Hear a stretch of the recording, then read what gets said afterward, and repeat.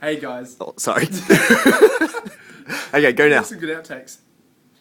Hey guys, today we want to talk to you a bit about the idea of crowd control within leading a cadre. Because sometimes we can think of the word control as being one of those naughty words. Oh, we can't have control in church because control means no fun. But what we want to say today is that control is actually really important. When it comes to leading a cadre, control is one of those things that you actually need to have. Cut! So just... Oh, there we go. I think that's a good start. Yeah, now I'll go from this angle. Alright. Getting a Liam Spicer on. Yeah.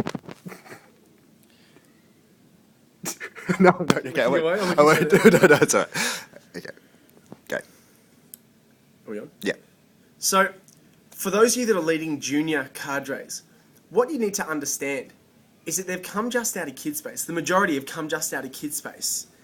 And in kids space, everything's very regimented. They're told what to do, and they're told what not to do. Thanks, Gavin. Expert cameramanship right there. They're told what to do. Everything's very rigid and structured. So when you tell them what to do, it's not a new thing. It's not like it's a crazy thing we're telling them to do. So feel free to actually have some control there. Feel free to actually say, no, this is what we're going to do now. Feel free to actually put that out there. For the seniors, the focus is much more on respect. When you give out respect to these guys, they'll give it back to you. It's the whole concept of you're a significant adult in their world, giving them respect, and that. Let me try that again. All right. I'll go for the seniors bit. Boom! Boom! All right, go. For the seniors, the idea is much more about respect, because you are a significant adult in their world, and they're not used to getting respect from adults who don't have to, potentially. So when you give respect out to them, you'll find they actually really give it back, and there'll be a really strong bond formed from that respect. But that giving out of respect is where we need to start from. And the final thing is on purpose. It's on purpose. The final thing which you wanted to cover today in this very brief lesson, Lessons with Scott and Gav, is the idea of purpose. That when you're leading a cadre, you need to know what the purpose of it is. You need to know what the purpose of your discussion is.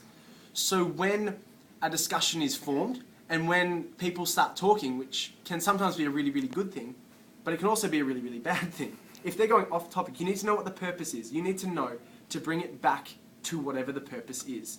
So you need to be aware as you go in, what are we trying to get out of this? What do we want from this lesson, from this chat, from this cadre? And once you know that, you can make a judgment call on whether or not a conversation, whether or not a line of thinking is a positive one, is a productive one, or it's a negative one.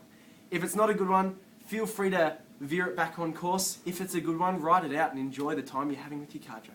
Maybe just mention that cadres exist to grow, like that's its purpose. Yeah. And the purpose of our cadres, the very reason for their existence, is for our young people to grow, for them to fall more in love with Jesus, to learn more about Him, to go deeper in relationship, and to come out transformed. That's the very purpose of what we do. The heart of what we do in cadres is to have kids fall more in love with Jesus. So the leaders need to know that, and the youth need to know that. Sure. So I'm just thinking like... No, that's good. Did you record you saying that? Yeah. Because that might be okay adding in. So there, from Gavin and Scott, or Scott and Gavin, Gavin's nice little contributions on the end. Ta-da! Let's see how we go with that.